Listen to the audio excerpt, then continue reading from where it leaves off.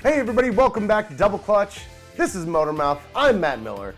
And if this is your first time here, make sure you hit the subscribe button so you don't miss any of our juicy content. Today we'll be discussing show cars and why they suck. Or maybe they don't. Some do.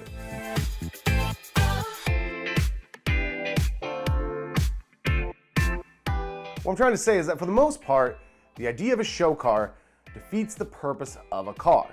A car was designed and built to be driven. Everything from the Mercedes-Benz patent motor wagon to the new McLaren Senna. These are machines built specifically for the task of moving people through space. Warp drive, Mr. Scott. This topic can be quite contentious, however, because many people might point at concept cars or SEMA cars and collector cars, I'll get back to that part in a minute, as justification for the need of show cars. And they'd be right.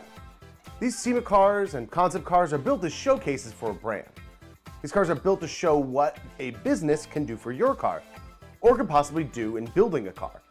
Even in the case of concept cars, rarely do they make it into production from that concept form. There have been a few notable examples, like those from McLaren and Jaguar, that actually did come to life almost exactly as they were conceived. But for the most part, concept cars are just the first draft, from the marketers, the engineers, and the bean counters.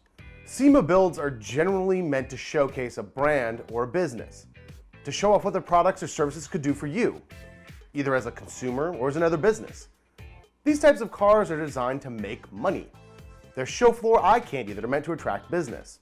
This is often the reason that they're among some of the flashiest and most gaudy cars.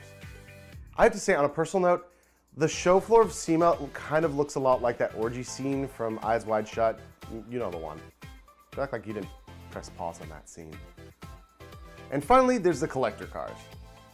Sure, we can be jealous of the wealth that it requires to be a serious car collector, and might even be upset about the fact that many collector cars aren't actually driven. But to be perfectly honest, who else is going to preserve history in the way a serious car collector would? Many collectible cars are major works of art and design. In the past, artists would only be capable of making and displaying their work because they had a wealthy benefactor footing the bill. In the case of cars, many of the greatest works of design in metal and fiberglass would actually be left derelict or even scrapped if it weren't for the wealthy enthusiasts. Monterey Car Week simply would not exist if not for dedicated collectors restoring, maintaining, and showing historical and beautiful cars. It's true that most of them rarely, if ever, get driven, and the vast majority never get a chance to be driven in the way that they were intended. But they're still here. They exist. They're preserved for our future, and our children, and your children, and their grandchildren, and their grandchildren's grandchildren. Now, for the rest of you, yeah, I'm looking at you. I can understand the desire to build the car of your dreams, a vehicle bespoke, just for you, completely original, just like you unique little snowflake. But to what end? Let's say you've sunk $200,000 into a '49 Chevy Coupe that wins the Riddler Award. Great. Now what do you do with it? There's a trophy for you that you can put up on your mantle. But what does that car actually mean to you? Do you drive it? I'm not trying to target any specific cars nor their owners, but there's a tale of woe to be told to anyone that's building a show car for their own personal gratification. Time. Time is not kind to your present day whimsies. Everyone can see what era this show car was built in.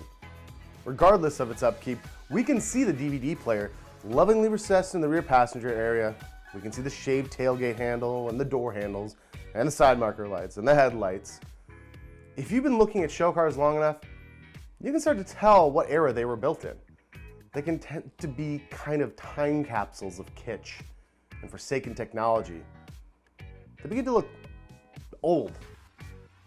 The best old cars don't look old. They look timeless. That's why cars worth preserving are preserved.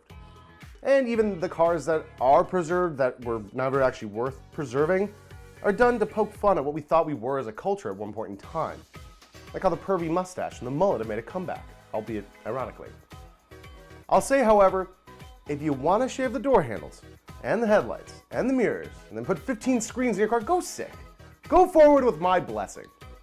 All that I ask is that you drive your car, because at the end of the day, despite trophies and adulation, it's still your car. Go out and make the car that lights your fire and makes you want to drive it. I'm Matt Miller, and this is Double Clutch. If you like this video, please give it a thumbs up. If you disagree on anything that I've said here, let me know in the comments down below. And as always, keep double clutching like you should.